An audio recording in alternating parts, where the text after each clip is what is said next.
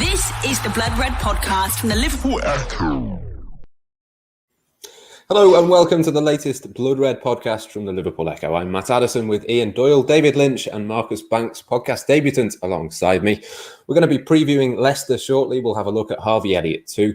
Liverpool, of course, found out that they'll pay a maximum of £4.3 million for him at that tribunal earlier this week. We'll pick our teams for tomorrow's game as well at the end of the show and make our score predictions, but plenty of stuff to discuss before then.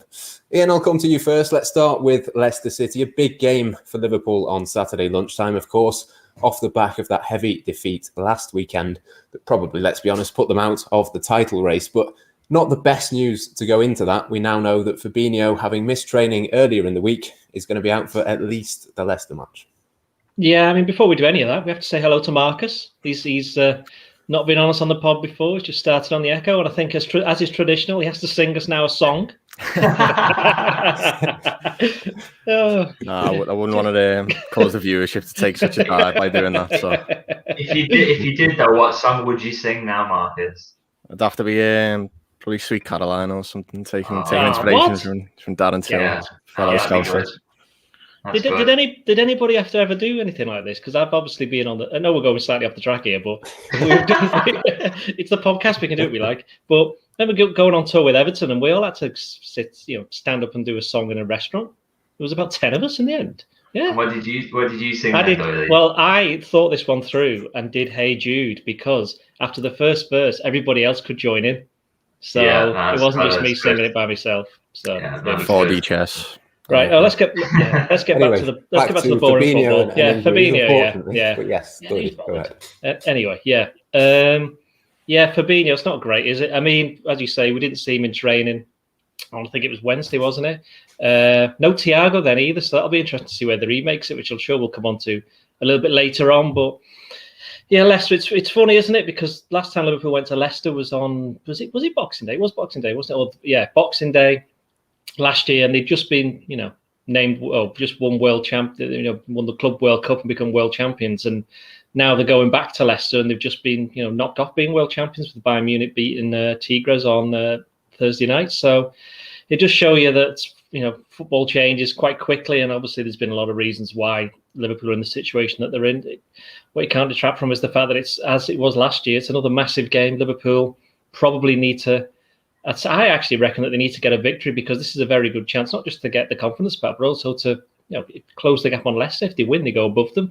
And suddenly, looking at Liverpool being in third place, going into a tough run of games where they've got, I think Everton coming up. I'm pretty sure there's Chelsea and there's somewhere Sheffield United away. That's not going to be easy at the moment with the way that they're kind of picking up a little bit. So it is important that Liverpool, I actually reckon, if they want to take confidence going into that run of games, they probably need to get a victory. As you mentioned, no Fabinho. It'll be interesting. I'm sure we'll talk a little bit later on about who's going to be playing at centre back because I've got some theories. I'm sure the rest of the other lads have got some as well.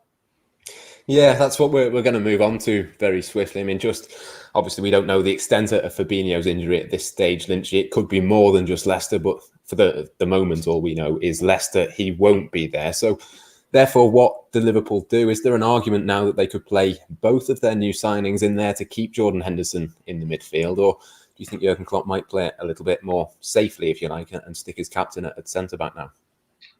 Yeah, but I thought sort of even prior to Fabinho's injury that I thought it was probably time for one of the new signings to sort of come into the team now. I think they're clearly short-term signings, aren't they? Obviously, you're looking at a nominal fee for Davis and then, Kabak being brought in and an option to buy, so not even certain that he will be at the club in the long term. We'll have to see on that front. So they were basically brought in to give Liverpool a short-term boost, and I know it's a difficult run of fixtures at the moment, but that short-term boost means them coming into the team now and hopefully making an impact. And I think the loss of Fabinho, just sort of forces Jurgen Klopp's hand a little bit on that front. I think he's probably got to go with at least one of them. I think there's a possibility maybe he will want to give himself some certainty back there by maybe going with Henderson if he can. But as Doyle said, we're not actually sure what midfield options he's got available to him. So it becomes a really tough selection, this one. So I think it's a difficult one in both midfield and at the back at the moment. And the injuries are not making things any easier. But I think I think we're going to see at least one of those lads coming in, because he just doesn't have the options otherwise. And although that feels slightly like a gamble, he just doesn't have the choice to do anything but that. And as Doyle said, actually agrees, this is a massive, massive game. I think if Liverpool win this, really puts them in a good position for top 4 finish. But if they lose it, you're looking at the position in the table and the fixtures they've got coming up. The fact that the injuries aren't easing at all, if anything, they're getting worse. Jota's still a while off. Fabinho obviously might be 2 or 3 games even. If they lose this game, it's starting to look really, really worrying about whether they will be able to put together the run of form they need to finish in the top 4. So it's absolutely massive. Yeah, I think we're going to see at least one debutant tomorrow, Marcus. But I mean, would it be a risk at all to play both Kabak and Davis? They've had a full week of training now under Jurgen Klopp. They've got to know their teammates a little bit. Is it time to throw both in, or do you think that might be a little bit too much of a gamble in a game this big, of course? I think it is obviously a risk, and Klopp has typically played things safe. But I think the time's come now. Like the City defeat probably did rule us out of the title race, and they can't afford to drop any more points now. So if it was me, I'd play them both. I'd have Davis and Kabak both in this, just to get Henderson in midfield, and Thiago being absent just puts even more importance on Henderson being in that midfield. I think Henderson, Wijnaldum and Jones is the midfield to go for. And then I'd play Kabak and Davis, both of them. Like Davis said, they're on short-term deals, but they've trained for a week, and Kabak's got something to prove. He is essentially playing for a future at the club. If he can come in, hit the ground running, and then make Klopp's decision easy for him in the summer to trigger that option to buy, he's going to be dying to play, and Davis has got a point to prove as well. So I think it's definitely a baptism of fire, but I don't think there's a better opportunity to do it. Just get them both straight in there. I mean, you'll look at the impact of Ruben Diaz. I know he's had a full pre-season sort of with City, but the impact that he's made in that defence is there for all to see. So I don't see. It's definitely a risk, but I don't see any reason why they both can't come in and hit the ground running and slot into that Liverpool defence for probably the rest of the season, depending on whether Klopp wants to use Fabinho back there when he does return. Yeah, Ben Davies wasn't even on the bench, was he, last week, Doyle? Do you think it's likely that one or both of those might come into the team? And where would you stand on it if it was up to you which team played? Well, I don't want to ruin my team selection because we'll do that a bit later on, but I'd have them both in. There's no point in messing about now. I think it was interesting what Jurgen Klopp said in the press conference where he was asked about the pair of them, and he mentioned Jamie Vardy, saying that, we've got to stop his mates from passing to him. And he's always said this about Vardy. So it's the midfield that might be key, which, again, probably will mean that Henderson will end up playing in midfield. And the other thing is Wijnaldum was training separately, wasn't he, on Wednesday as well? We're not sure whether... might be recovery, because he's played about 16 billion games this season, along with Andy Robertson, who actually got substituted towards the end against Manchester City, which was unusual. So I think Lynch is right. The injuries aren't getting any better; they're getting worse. And I think Liverpool have to be very careful with this game. But having said that, I think that there's no time like the present to get the two new lads in. As has been said, they've had nearly 2 weeks training together. And that's the thing; they'll have been training together as well. They'll have probably been training alongside each other, playing in. There will have been played different centre back, partnerships, but they'll have probably been working together simply because the new players and the way these things work, they probably just rely on each other a little bit because they're in exactly the same situation coming into a new squad. So I'd play those two. It was interesting though that Klopp actually name-checked Henderson and Nat Phillips when he was asked about the pair of them. The pair of the new players a bit earlier on in the press conference. But Nat Phillips, I think he's done quite well actually. But against the pace of Vardy, I would be slightly concerned. Having said that, I don't know. I haven't seen enough of Davis or Kabak to know how quick they are, but I would imagine they haven't been bought to be very slow. Yeah, from reading about them, it seems like certainly Ben Davies is fairly quick along the ground, fairly good with his feet as well, which I think with a high-pressing Leicester team, it could be a decent one to put him in. I mean, in terms of the knock-on effect to midfield, Lynch, we've spoken about Henderson. It's not just Jamie Vardy as well. It's Harvey Barnes, it's James Maddison. They've got lots of players in that sort of area that you'd quite like to have Henderson in that midfield to almost give a little bit more protection to Trent as well at fullback.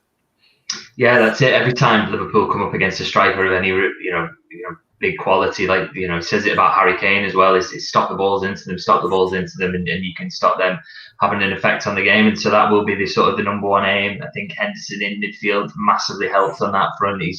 He doesn't really sort of love playing there, as Klopp would say himself, but he's excellent in that number 6 role in terms of stopping opposition attacks and then firing the ball up quickly to the front three, which again is an element I think Liverpool have sort of slightly missed from him being in midfield, his ability to very quickly see the pass and get it away and get that front three into space. So I think getting him into midfield is massively important. I still think there's a case to be made for Curtis Jones to stay in there after his performance against City. I thought he was quite unlucky to go off. It's the game really is, and like most football matches, is there to be won in midfield. And I think maybe this is the time where Jurgen Klopp thinks he makes a little bit of a sacrifice at the back and he takes a little bit of a risk and goes with the 2 new lads, and then gives himself the option of a really strong looking midfield. And if you win the battle there, then you can hopefully win the match. Yeah, just before we move on from injuries, Marcus, elsewhere, Diogo Jota out for another couple of weeks at least. That would take us, I think, to about Fulham or possibly the second leg in the Champions League against RB Leipzig. Naby Keita as well, training on his own. They seem to be sort of taking their time with him coming back. We now know he's had a hamstring injury. I mean, those 2 players are going to be big for Liverpool, aren't they? But there's a few big games to come before that Liverpool have to sort of find a way to win without them. Yeah, I mean, the issues at the back of...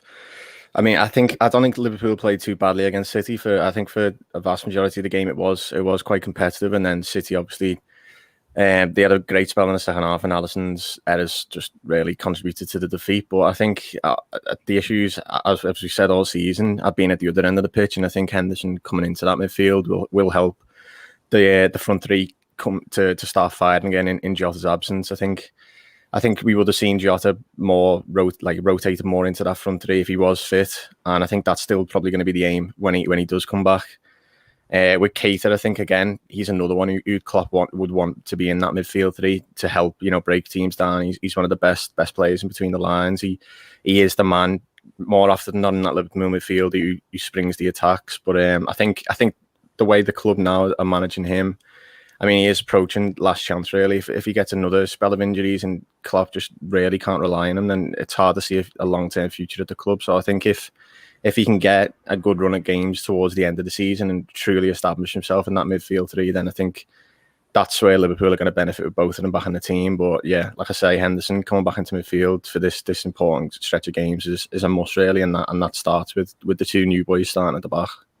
I'm glad Trent got mentioned just a little bit earlier, by the way, because I think he's been one of the main losers with all these injuries, in the sense that who would he normally have to his left? It would normally be either Gomez or Matip, and he's the person to his right has always been rotated, and then he'd also have to kind of protect in front of him. You'd have either Fabinho or Henderson who'd be coming across, and they're not there either. So I think while Wijnaldum's done quite well playing in that defensive midfield role, and there have been quite a few of the games. Don't forget, Henderson hasn't actually played that many games at centre back, but he can't be all over the pitch, all over the place all the time. And I think you add in the fact that Liverpool's they may as well be wing backs, but full backs are being asked to play a little bit deeper. That's why Trent's struggling, because he's not able to bomb on as much as he would like to. And then when he does, he hasn't got the same protection. And then when he's actually defending, quite a lot of the time it's one-on-one. And Trent is better going forward than he is defensively. I mean, he's not terrible defensively, but it's kind of always been. You saw the first goal for Man City, didn't you, where basically Sterling just walked past him. And that's despite the fact that for a lot of the first half, Trent had stood up to him quite well, apart from the penalty incident where he got past him then. So that was actually one instance where Fabinho was across to help, and whether you think it's a penalty or not, it is up to you. But Trent's not been given enough support, and I think with Henderson back in midfield, that might help, and that might help him then get forward a little bit more often, and then we might see a bit more like his old self. Do you think, David, when it comes to sort of the way that Liverpool line up, the players that they put into this team, do you think there'll be any sort of eye on Tuesday night and RB Leipzig? We know how big a game that is for Liverpool. Or is this Leicester game just so big that you just have to focus on that one before you even think about the matches to come? Well, even when he's got a fully fit squad to pick from, Klopp would always say that he doesn't sort of pick his team with the next one in mind. He picks his team to win the match, and then sort of see how things fall from that. You see which players can go again and who's picked up little niggles and injuries, and picks his team from that for the next game. And I think that's even more the case now because he just doesn't have the options. He could, how many players does he have really to rotate in specific positions to start thinking about the next game ahead? I can't see even say at fullback where you've got Nico Williams and Kostas Tsimikas, either of those playing in either game unless there's an injury issue, because I just don't think they've been given the opportunity to sort of take up that mantle at the moment. It doesn't feel like you can put in fullbacks who are not completely familiar when you're making so many changes in other parts of the pitch. So I think I just don't think rotation is really an option. I think he's going to pick the strongest team available to him for Leicester, or what he thinks that is, and then see what happens from there and see who's available for the next one, because I just can't get clever with his team selections at the moment because the options aren't there. Yeah, it's not been the best run of form, has it, Marcus, for Liverpool? They've sort of been dropping points left, right and centre, but they have won against Tottenham and West Ham in the last 2 away matches. Does that sort of give you hope for this one in terms of going into it? It's a better team. Liverpool have tended to have better results of late against those sides that you think they possibly might struggle against. Yeah, definitely. I think the games that you mentioned there, especially, and like I said before about the good period of the City game, Liverpool were playing good, playing well, and Curtis Jones was central to that. So I think he is. I know it's possibly would be a risk to play him against a team as high intensity pressing as Leicester, but I'd start Jones in the midfield and try and you look at last season's game as an example. It was arguably the performance of the season for Liverpool. So if Klopp has got eyes on the Leipzig game, I think it's worth starting strong rather than it might be tempting to rest a key player or two in the front three or that midfield. But I think the way to go would be to start strong, to try and have a similar blitz as that Leicester game was last season, and then if you've got a comfortable lead, which Liverpool really haven't had recently, but if you can get the goals flowing again, and then you can maybe start looking at taking people off with an eye on the Champions League. But I think Leicester, obviously they played really well this season, but I think it could be the perfect game for Liverpool. We've seen in the past that their style, and Brendan Rodgers' style specifically, seems to play into Liverpool's hands. And I think obviously the bad run of form has came against teams that are going to sit back in that low block. So I think it's going to be interesting to see if Rodgers is going to stick to his style, or he's going to look to the games that Liverpool have struggled against as a blueprint to try and get him results, or whether he is going to stick to his high intensity pressing game, which could actually play into Liverpool's hands.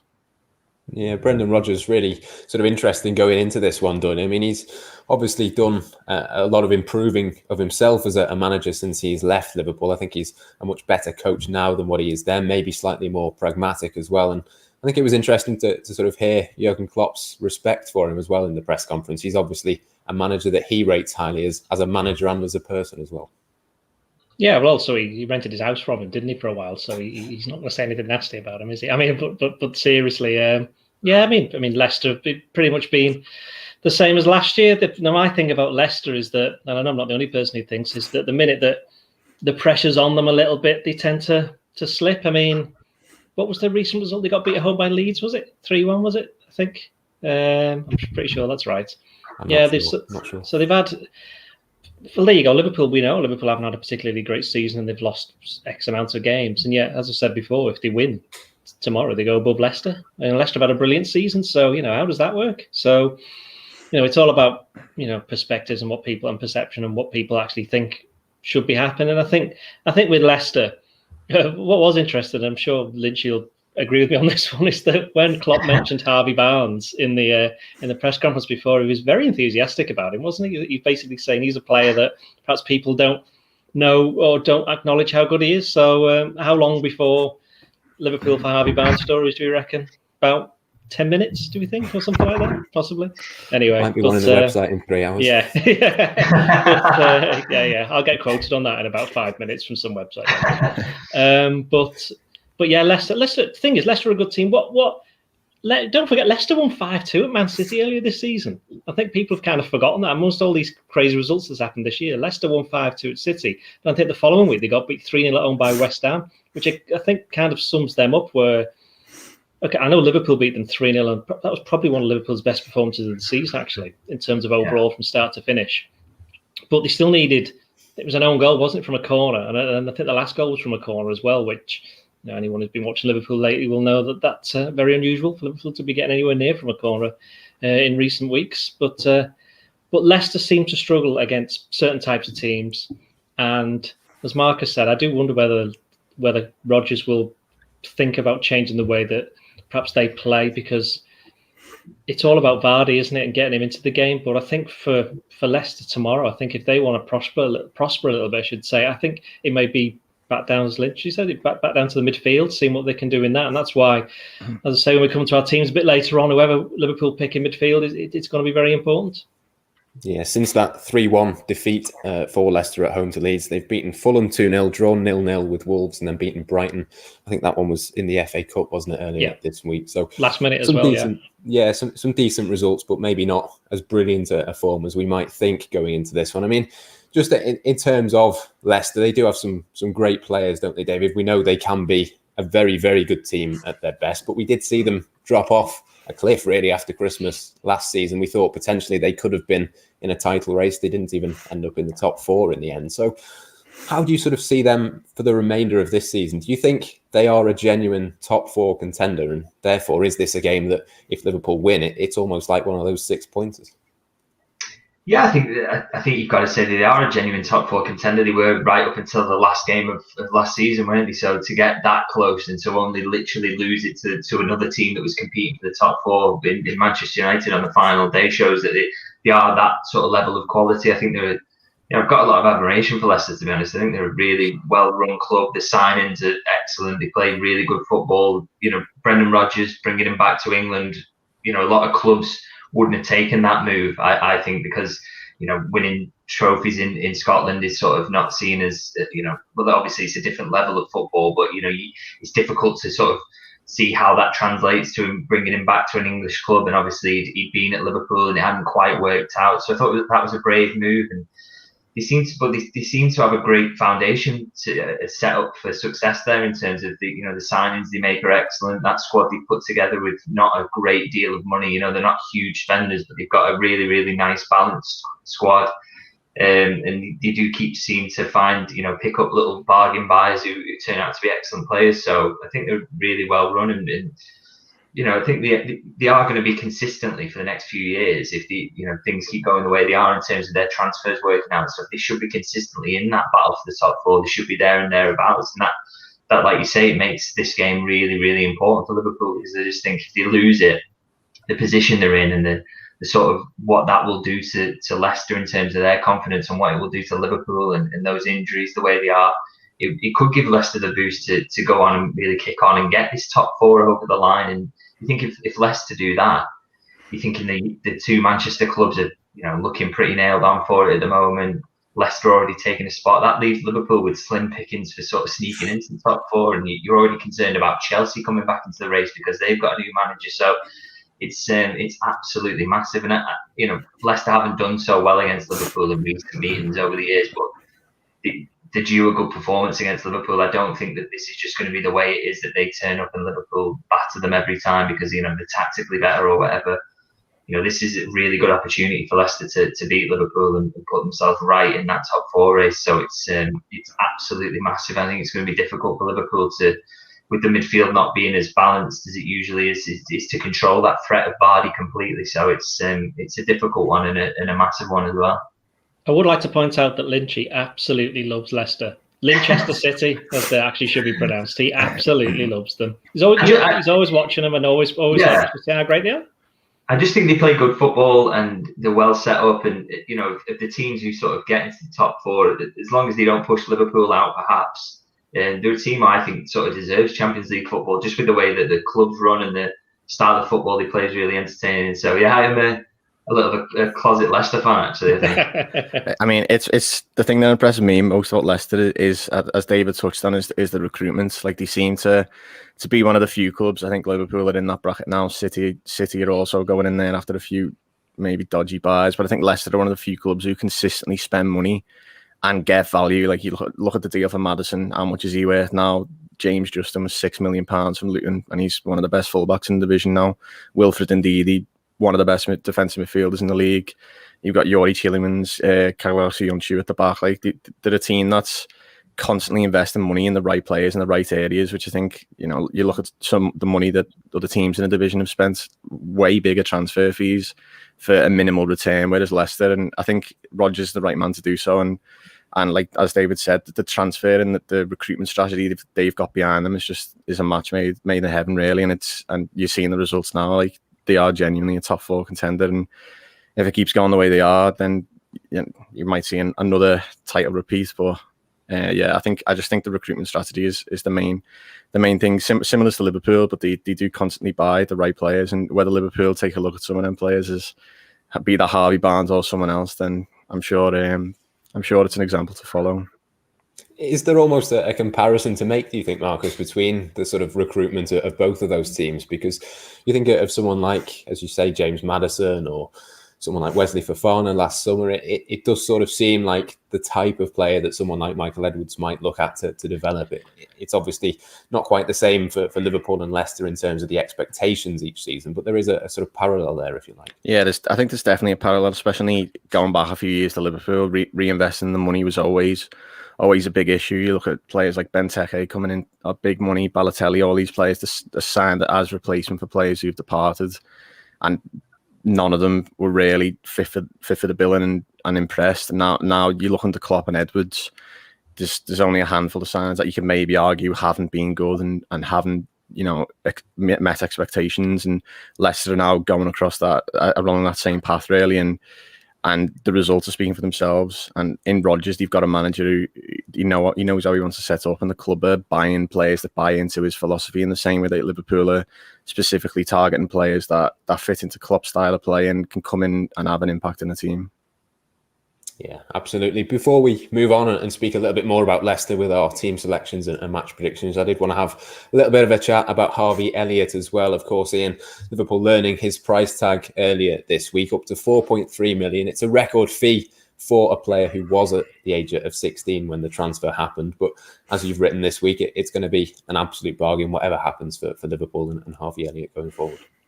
Yeah, I must admit, I didn't even realise it was a record until I read it actually the following day, which was a bit disappointing considering I wrote the story in the first place. But yeah, I mean, for Liverpool, 4.3 million. Well, the thing is that obviously they're judging it from what it was like when he was actually signed, which has been July 2019, and since then he's created records for Liverpool. He's shown that he can play for the first team, and now he's don't think there's any players had more assists in the Championship than him. I think the lad at Reading's had the same amount, isn't it? 8 from 23 or 24 games. He's got 4 goals, and you've seen the quotes from Blackburn boss Tony Mowbray. He's basically said, look, I just tell the players, give him the ball, just let him do what he wants. He's going to create chances, he's going to create openings, he's going to get us where we want to be. And at the moment, Blackburn are just outside the playoffs, and part of that is because of this 17-year-old that Liverpool bought for up to 4.3 million. I think you'd like to think that it will end up being 4.3 million. I think he has to sign a second contract, which he definitely will. He has to play 100 games for Liverpool, which hopefully he will. And then if he's done that, then he has to earn an England cap, which if he does a century appearances for Liverpool, he'll definitely be playing for England.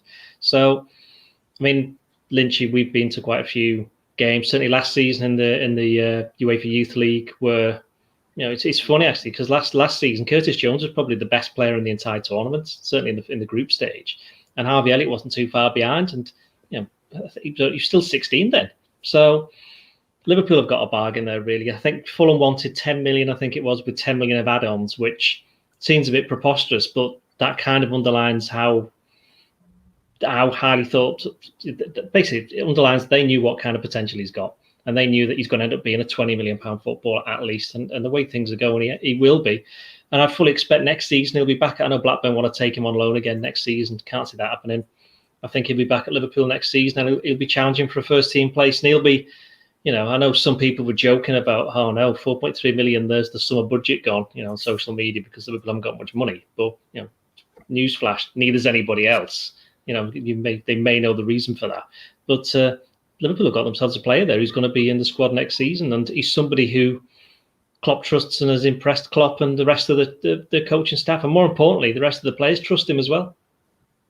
Yeah, 4 goals and 8 assists in 22 league games it is for Harvey Elliott so far this season. You'd imagine those numbers will be improved even more before the end of the season, Lynch. I mean, just looking ahead to next season, is he ready now to be a genuine option? And could he almost solve a problem for Liverpool this summer if they were to lose, say, a Xherdan Shaqiri or someone like that in forward areas? They've probably got a ready-made player to come in.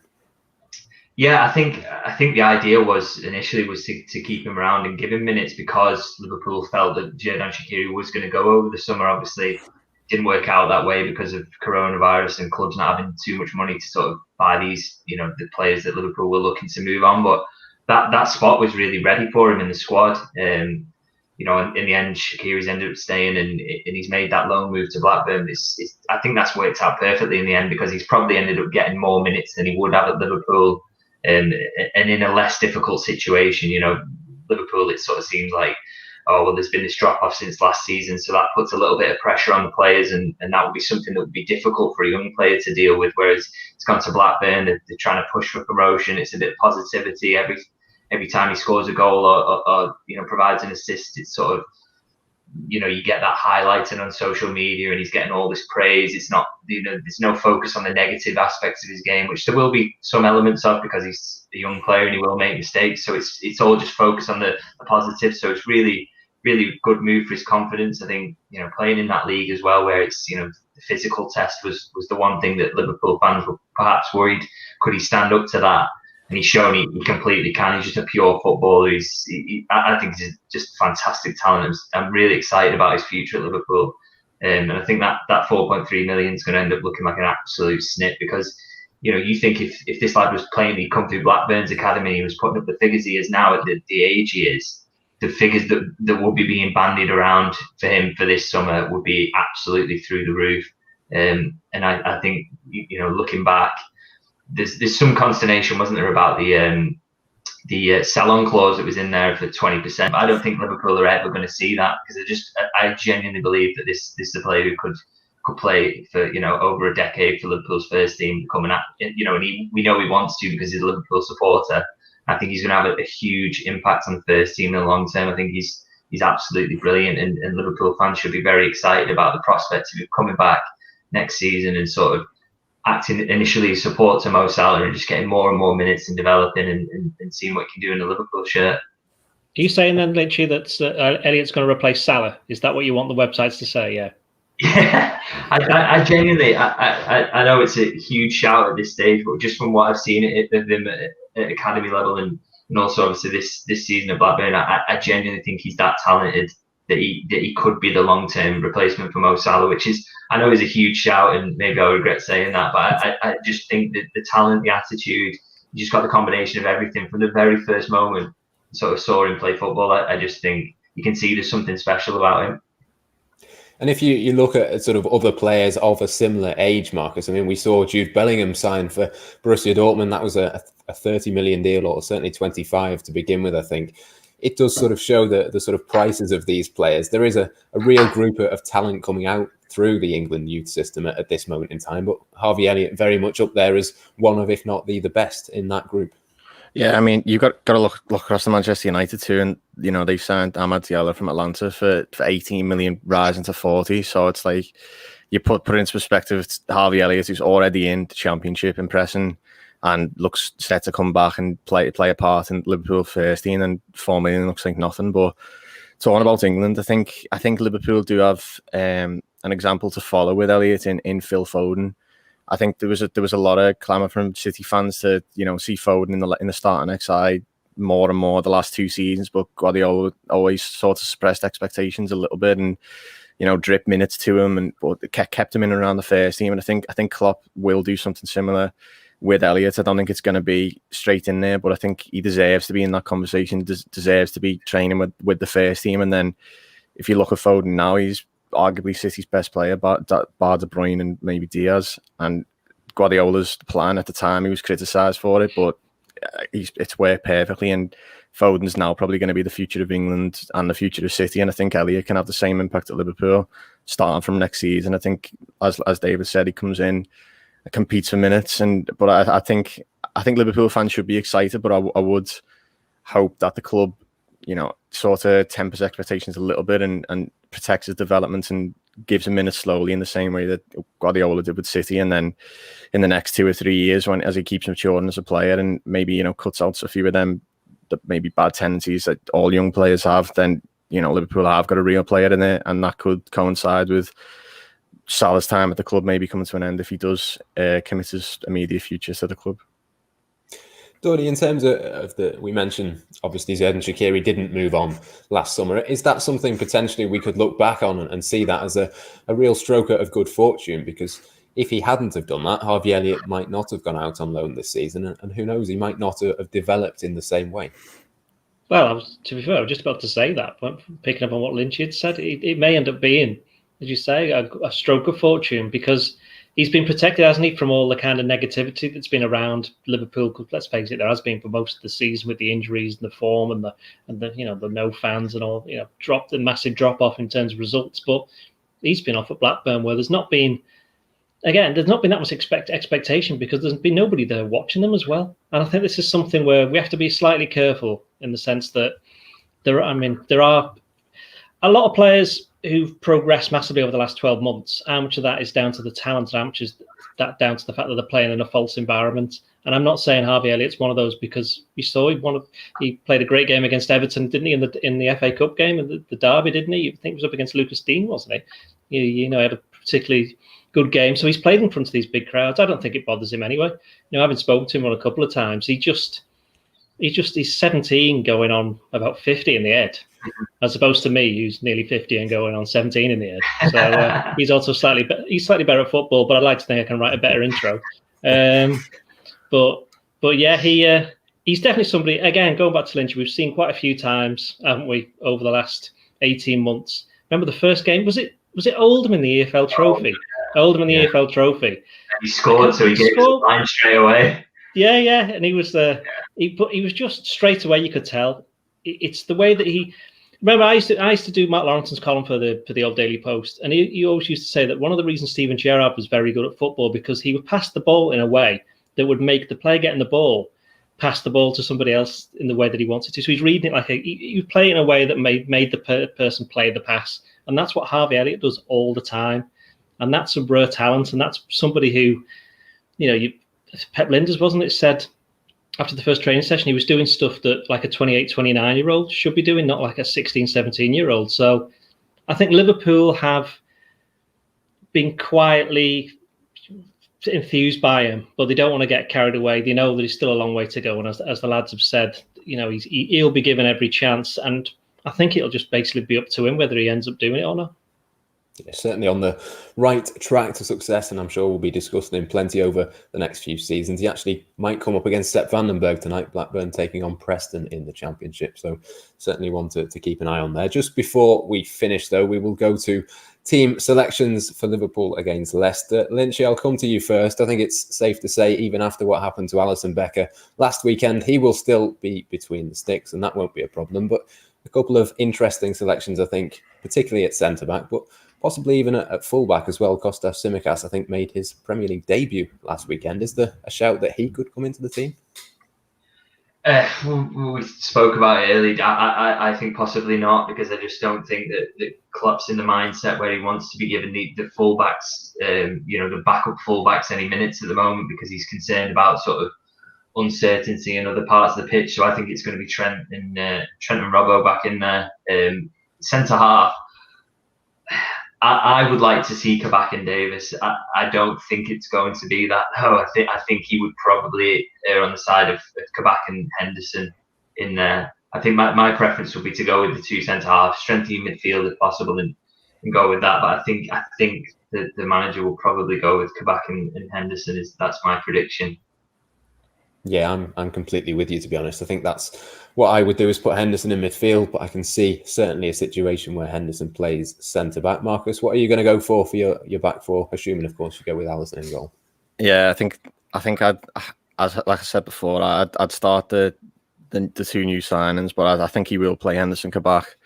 But I think, as I mentioned before, again, I think it's time just to throw them into the deep end. I don't think there's any other choice, because you're talking. You don't know how long Fabinho is going to be out for. And Jota's initial injury scan, we thought that would be quite minor, and then it's turned out to be quite serious. And would you hope that's not the case for Fabinho? But I think getting them in as soon as possible is going to pay off in the long term if they're needed later in the season, because it's going to have to happen sooner or later. So I think the time's now. So I'd go for the regular defence with the two new signings starting at the back. And Doyle, talk us through your defence and start to talk us through your midfield as well. Well, I think if this game was in 3 weeks. I think Simicast will be playing left back. I just think it's too early for him to be playing in the sense of, as the lads have said, you can't have 3 new defenders in a defence. I'd play the two new lads at centre back, Davies and Kabak. I also don't think Klopp will play Henderson at centre back. I think he'll either play Davies or Phillips, because he did name check him in the press conference, and Trent at right back and Robertson at left back. And in midfield, I just go with the other players that are left. And so you've got Henderson will be playing the number 6 role. Even though Wijnaldum was spotted individually training on Wednesday, I think he'll be okay, so he'll play. And I play Curtis Jones because the last couple of games he's played, or he's made an appearance and he's made a positive difference. And I still don't know why he got subbed against Man City. I think people forget it was 1-1 at the time. And, okay, I understand that Liverpool perhaps needed some fresh legs in midfield, but you don't take off the youngest lad, especially the one who'd been playing so well, particularly in the first half. I mean, I know City changed the formation to 4-4-2. There may have been some thinking in that from Jurgen Klopp, but Shaqiri came on, didn't do anything. Milner ran around a little bit, but Jones could have done that. So I'd say Jones. Yeah. Although Jones, having said that, I'm sorry, I haven't said that. Milner played in the 4-0, didn't he? So no, Jones. Curtis Jones at an absolute certainty for me. Lynchy, what are you going to go for in midfield? Yeah, so if he does indeed go with Henderson at centre half, I think that leaves 4 midfielders to pick from there. So there is a suggestion, isn't there, that Thiago wasn't involved in training, which sort of kills you for an option in there. So if that's the case, obviously then it's going to be Jones, Wijnaldum and Milner is basically all he's got left to go with. Which is not a terrible midfield either, is it? Or the 2 more experienced heads there are capable of playing as the 6 or as one of the 8s. So there's different options there, and you trust all of them really to do a job. So it's not even though his hand's been forced there slightly, I don't think it's a terrible midfield, and it's one that could get on top of Leicester. So I think that's my pick is Jones, Wijnaldum and Milner. Sorry. Yeah, even if there wasn't a doubt over Thiago, I'm not 100% sure I would have played him anyway. I think I'd have had one eye on Leipzig for him, but certainly you wouldn't take any risks with him, would you, Marcus? I mean, are you with us? You going to go with the same midfield, or is there Chamberlain or someone there to throw in there? Depending on Thiago, I think Thiago's fit, he plays. I think Wijnaldum will probably be the one to drop out. I'd have Henderson as the 6, and then obviously Jones next to Thiago. But if Thiago is not fit enough to play, I'd put Gini in there. I think this game could be well suited to Thiago, especially with Leicester's high press. I think he is going to be key to that transition, and his passes splitting the lines. We've seen it at times at Liverpool. We've seen glimpses of Liverpool's counter attack, and I think if Rodgers does use the style of play, I think that, like I said before, could play into Liverpool's hand, and I think Thiago would be the best man to implement that counter for Liverpool. Yeah, I'm assuming we're all going to go for the regular front 3. If there's no Doyle, you throwing in Origi. Ox, Shaqiri and Origi, yeah. I'm sure. I think that's an interesting point about Thiago, though, because I think if he was fit, he would play. But I've just got, given the way everything's gone this season for Liverpool, whenever you've seen training pictures, they've never ever come back. So you have to assume his legs. His season's over because basically, yeah, we might, we might see him again in 2023, possibly. Quite possibly, yeah. Well, with that being the case, then I think we should move on to our match predictions. I'm going to go for a 1-1 draw. I don't think Liverpool will get beat, but I can't really see them winning either. Lynchy, you said Liverpool were going to batter Manchester City last weekend, so did you? After laughing at my what was your prediction last weekend? 3-0, 4-0, something like that? No, I think I said maybe 3-0. But well, thanks for bringing it up. I'd forgotten about it, so. Well, if we're being held to account for these, then I really better think about this one. I think Liverpool have they've been able to get the better of Leicester, haven't they, tactically in recent meetings. So, maybe Leicester do a decent performance against Liverpool, but they're still just back Klopp in the battle against Brendan Rodgers. So I think maybe a 2-1 win for Liverpool. I think it's going to be tighter than usual, but they'll just get over the line because it's a big game. Yeah, certainly going to be tight. Doyle, what are you going to go for? I'm not going to Leicester to get absolutely frozen to see them get beat. So I'm going to say 2-1. 2-1 to Liverpool, and also would like to remind everybody of my recent very good record of guessing these results. Yes. Marcus, to finish us off, another 2-1 or something different for you? I do think it would be a very tight game, but I think 2-1's a good guess. But I think Liverpool will get one right at the death to make it 3 and seal a winner as Leicester push forward. So I think I'll go 3-1 Liverpool. It's almost a Doyle-esque prediction there, very specific in the scenario. Yeah. The trick going forward is to be as unspecific as possible, so we don't come back and try and point out where you went wrong. But I think that just about brings us to the end of today's podcast. We will be back, of course, on Monday with the next Blood Red podcast, looking back, hopefully, at a win for Liverpool, whether it's 2-1 or 3-1, and ahead, of course, to the Champions League on Tuesday. That game taking place in Budapest against RB Leipzig. For now, though, from myself, Matt Addison, from Ian Doyle, from David Lynch, and from Marcus Banks, thank you for watching the latest Blood Red podcast, and we'll see you next time. This is the Blood Red podcast from the Liverpool